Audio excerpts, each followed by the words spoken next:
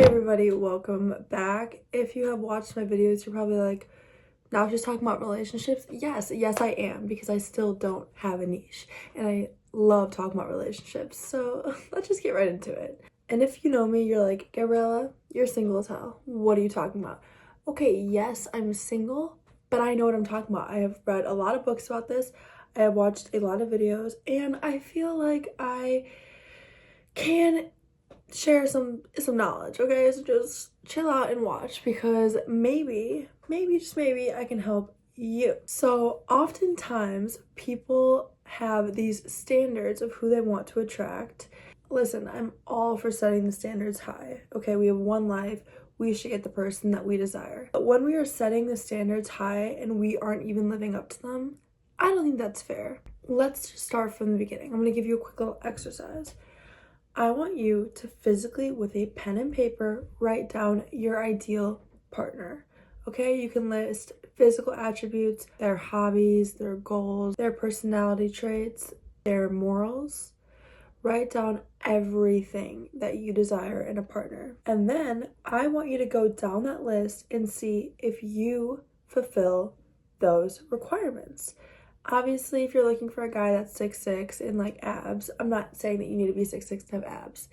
But if you are looking for a man that is hardworking and disciplined, and you are sitting on your ass all day scrolling on TikTok, honey, this is what we're going to talk about. It is science that like attracts like, okay? And it is also science that you are what you attract. Oftentimes in the dating world, we see people that have similar hobbies or interests dating each other. That is no coincidence. I am living proof of this, okay? Back in the day, like college, before I took weightlifting seriously, I was attracted to some interesting men. Love them. If they ever decide to watch this, love you guys. You really shaped me and I had a lot of fun. But listen, I was just a college girl. I was with men who did not work out. I was actually bigger than half the men, like literally physically bigger, which now I would never ever do, and I'll get into that. But truly, what I would do with my partner was lay in bed and scroll on TikTok, and that was like our form of having a good time. That would never happen now. Now that my habits and my life have changed so much, I don't care if this sounds shallow. I will not settle for a man that does not work out. Because it is such a huge part of my life, I am just not attracted to somebody who doesn't work out or take care of their body. And I'm not saying that you need to be this big muscle man. No, but I do want to feel smaller. That's a whole other thing. I want to feel feminine, and I weightlift. So of course I'm a little bit more like bulky. I'm not going to go for a man that doesn't lift. I simply won't. But if you are a woman who does not take care of her body and maybe overweight, eats like shit, it's going to be very hard for you to attract a fit man, because it's just how it is. Most people that take care of their body are going to want a partner that also takes care of their body. Now, moving on to internal, you want a faithful man, but you are over here Snapchatting and cheating on your man. It just doesn't work like that. You have to become what you attract. So go through that list and maybe circle some traits that you would like in your future partner that you can work on. If you are not embodying what you want, the relationship will not stick. Of course, in relationships, one partner maybe is better at a certain trait or a skill. That's not what I'm talking about. I'm talking about the core values of who you are. Instead of trying to chase that person, become that person. I am telling you, you guys.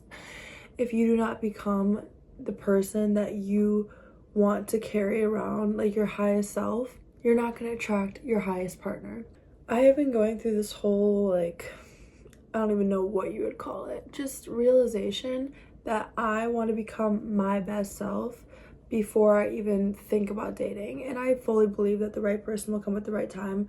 I am not on dating apps. I'm not on any of that. I'm not actively seeking, because although I'm getting to my highest self more and more every day, I don't feel like I'm quite there yet. I want to feel so confident in who I am, so in love with my traits, that it'll just be so bound to happen that the person I attract is equally there. They're equally in their best place. Oftentimes, people that are struggling with self-love are attracting someone that is also struggling with self-love. That is where toxic relationships come in. I was in a very emotionally abusive relationship, and I do feel like I needed to go through that to grow. So I'm not like saying that it's the end all be all. I actually do think, I hate to say it, but I do think that those types of relationships really do grow you as a person if you choose to let it. I was not at a point in my life where I was my highest self. I mean, I was smoking so much weed. I was running from my feelings. I was procrastinating. I was not going to school. So I attracted someone that was controlling and manipulative because my self-worth was so low. I didn't have the self-love to be like, this is not how I will be treated. And now it's like a completely different story. My standards have risen so much because my standards for myself have risen. I hold myself to such a high standard that a man, like, that's just, they are gonna need to be pretty damn cool. They are gonna need to be pretty damn amazing. And they will once the time comes. If you are sneaky, you will attract sneaky people. If you are disciplined, you will attract disciplined people. If you are kind, you will attract kind people. If you are a liar, you will attract liars. This is how life works. If you notice something within you that you don't love, you need to change that or you will keep attracting it. I struggled with anxiety for the longest time. I attracted the most anxious person on the planet, always thinking I was cheating, always thinking I was like dead. It was crazy. So I have taken time away from dating and healed my anxiety as a person. I think it's really important to focus on what attachment style you have and to just heal those. If you have anger for whatever reason, you're gonna attract angry people. And again, everyone has their flaws, okay? It's just about recognizing them and wanting to be better. You want a partner who is emotionally mature and communicates well, but you're over here ghosting people when the first hard thing happens. No, honey, no. You have to become emotionally available if you want to attract an emotionally available person. Do you get what I'm saying now? I think you guys are catching my drift. Last one, that'll shut the fuck up. You want a financially stable partner, but you're over here blowing money every week on alcohol and your savings account is $2. You guys are getting what I'm saying, okay? Become what you want. That is why I think that list that I told you to write is so important, you guys. I'm actually going to write another one tonight. I think the last time I did it was like, I don't know, a month or two ago. And even then my values have changed. We're all constantly evolving. So do this. Take the time, seriously, take the time to go through each category of life and write what you desire. No one is perfect, but I think a good, strong list, and you can pick out some important core values that you can't live without. Like me personally, like I said, don't call me shallow. I don't really care. I can't be with someone that's not physically fit. I'm not attracted to them, okay?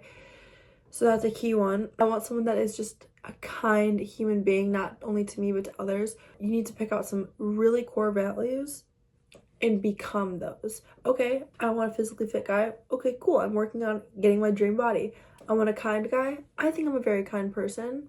Boom. I want a financially literate man. Okay, that is one I can definitely work on. I am not gonna lie to you. I have definitely struggled in the past with my spending habits. I am working on that. Hint, hint, working, which is why I'm not actively seeking a relationship, because I want to become my best version before I attract that person. Can I become my perfect version before? Absolutely not. But I am taking those values or those attributes that I'm lacking and I'm improving those so that when the right guy comes along, you just fucking click. It is like you guys were made for each other. I truly believe that we were put here on this planet, that God wants us to go through this trial alone to work on ourselves, because as we grow up, as from a child to an adult, we go through a lot of shit. Everyone has their own story. Some are more traumatic than others, but we all have things to heal from. And that is why a lot of times people get married at the end of their 20s and 30s. You don't see people getting married at 15 years old, because they're still healing, they're growing, they're figuring out who they are, what they like. And that's why I don't think there's any rush in getting married. Do you hear them? They're so freaking loud, bro. You guys, I'm editing this right now and I'm like, why did I keep talking when there was someone freaking cleaning their floors upstairs? Like, you can't even hear me talking. But I don't really want to make a whole nother video, so I'm really sorry. That was super unprofessional and annoying. But yeah, I hope you get the point. I hope you can still hear me talk. Anyways, so I'm over here healing. I highly recommend that you guys do that exercise. Of course, there's people that meet their soulmate at 16 years old. That's amazing. But I know from my experience, I have attracted some pretty nasty people. And I am not a nasty person. So clearly I had things that I needed to work on self-love wise, but you truly need to become what you want to attract and watch it beautifully unfold your eyes. Side note, I do think that there's something so beautiful about being alone and learning who you are as a person, because at the end of the day, it is just us to the end. Of course, a partner is great. I don't think I've ever been in love. I really don't. So that'll be really cool when that happens. But right now, I'm loving myself, because then I will attract someone that also loves themselves and loves me, and it'll be great. So, alrighty. Hope this helped somebody. Love y'all.